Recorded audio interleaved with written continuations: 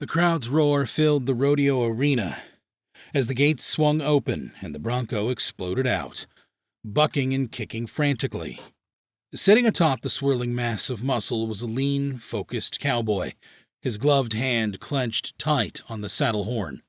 Skee Burkes lived for those 8 adrenaline-charged seconds.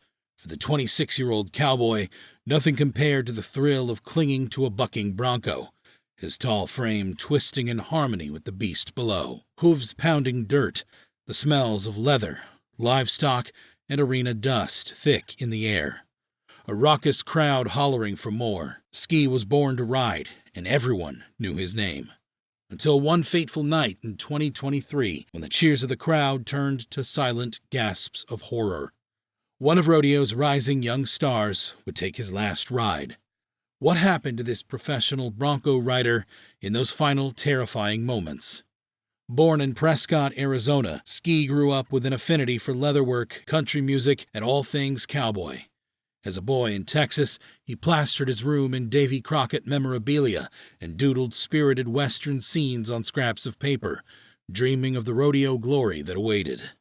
When he saddled his first horse at age 6, his parents watched their lanky, sandy-haired son instantly take to the saddle like he'd been riding for decades.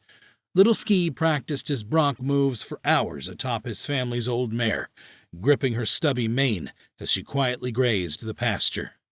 In high school, Skee dominated saddle bronc and ranch bronc riding events on the Texas rodeo circuit. He and his trusty Palomino Smarty won so many all-around titles that Skee had to store his glittering belt-buckle collection in a giant trunk. Between rodeo gigs, he'd jam out to Elvis covers on acoustic guitar at the local honky-tonk, or craft custom-tooled cowboy boots in his garage work studio. The steady hum of George Strait from an old boombox keeping him company through the night. His mom, Deanne, described him as the most talented, hilariously funny, artistic, musical retro package. To Skee, nothing compared to the fury of an uncaged bronc exploding from the chute. Gripping his rigging in one gloved hand, the other arm raised skyward for balance, Skee oozed confidence and grit. Lean and whip-like at over 6 feet tall, he swung his lengthy frame in effortless synchronization to the bronc's every buck and kick. Watching Skee wrap himself around a horse, his sharp, chiseled features breaking into a huge dimpled grin at the 8-second buzzer. It seemed he'd tamed the rank beast with little more than the strength of his wiry arms and the magnetic force of his will. Like bull riding, bronc riding is a dangerously popular event where cowboys attempt to ride powerful bucking horses for 8 bone-rattling seconds. Considered one of rodeo's classic contests along with steer wrestling, calf roping, and bull riding, skilled bronc riders are celebrated for their strength, coordination, and daredevil grit in the face of a wildly pitching animal beneath them. 2 main bronc riding styles made up the world. Skee Burkes loved bareback and saddle bronc. Bareback competitors used a simple rigging strap attached behind the horse's shoulders to cling to for dear life as the massive animals explode from the chute, swapping ends while kicking and sunfishing. Saddle bronc, Skee's domain, allows riders to use a specific Western saddle with free swinging stirrups, but no horn for support. Saddle bronc riders grip a plain rein attached to the horse's halter as they lift and spur in sync with the animal's every powerful move. In both bareback and saddle bronc contests, riders must mark their horse out of the chute, meaning the cowboy's spurred heels touch the animal's shoulders on the first jump from the gate. Competitors are scored on a 0 to 50-point scale for both the horse's bucking performance and the rider's skill in synchronizing body movements with the bronc. Top marks land in the 80s to 90s range. All bronc riding events like the ones you see in this video happen inside a dirt rodeo arena surrounded by protective fencing. Horses and riders burst from narrow, confining chutes set into the arena wall. Most often, broncs are rank wild horses bred specifically to buck with intensity. Weighing on average 1,200 pounds for mares and geldings, or up to 1,400 pounds for strong stallions, they explode into the open arena space with extraordinary power after being held in the tight chutes. Before loading in, bronc riders pull their rigging and saddle cinches extremely tight so equipment can't spin during their explosive ride. Bullfighters, also called rodeo clowns, stand nearby to distract renegade horses after thrown riders hit the dirt. On-site emergency medical personnel quickly move in if riders are injured by trampling hooves or their violent tosses from the horse. A short flank strap wraps around the animal's flanks to encourage higher, more dramatic bucks that earn riders more points for difficulty. Made of sheepskin or neoprene, regulations dictate flank straps must not harm or break the horse's skin. Rolls on riders' spurs must also be blunted to prevent damage. Still, as you're about to see, the sport's deadly dangers continue. Serious injury or death can result from being thrown headfirst onto the arena surface at high speeds, crushed beneath pounding hooves, or struck by the horse's powerful hind legs. As Skee's reputation grew on the rodeo scene, so did the tales of his fearlessness and charisma. Buddies remarked that Skee charged in where angels fear to tread, referring to his propensity to ride the rankest, most unrideable broncs. Any horse too nasty for most cowboys to even approach, Skee welcomed with childlike enthusiasm. Following his motto to live life no fences style, the young bronc stomper was always hustling to the next rodeo or adventure. Skee made friends everywhere, his larger-than-life personality endearing him to perfect strangers. Skee rode every wave with wild abandon, right up until the last disastrous night.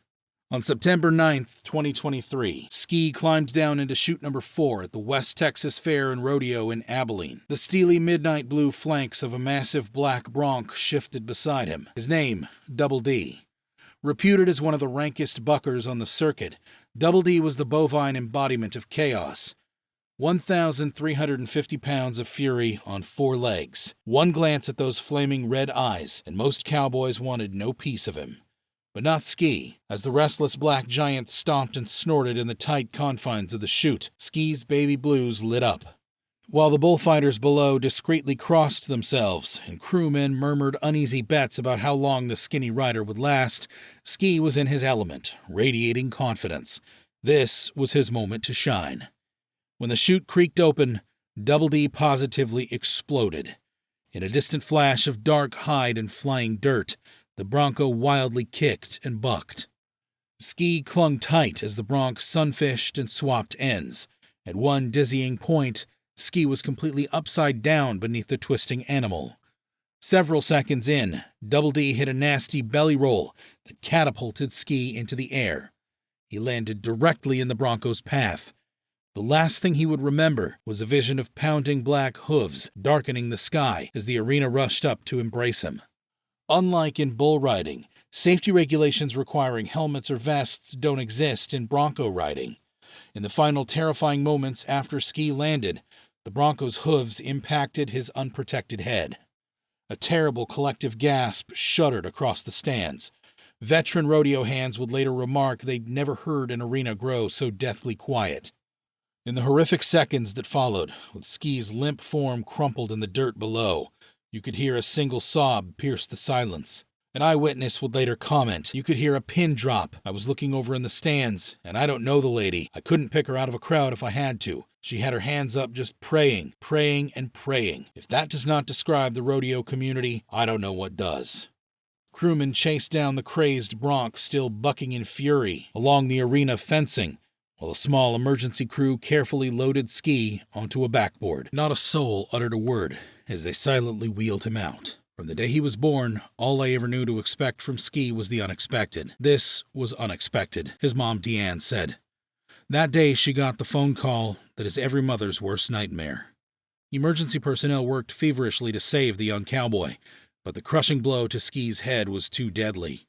Skee Burkes died doing the sport he loved most in his young life. In the days after the tragic accident that claimed Skee's life, the North Texas rodeo community banded together to pay tribute to one of their fallen brothers. Under bright blue skies, they laid their cowboy prince to rest near generations of Burkes' kin in the family plot. Later, a dazzling sight lifted the spirits of everyone who saw it. High in the clouds over Abilene crept the unmistakable shape of a cowboy on horseback, hat held high.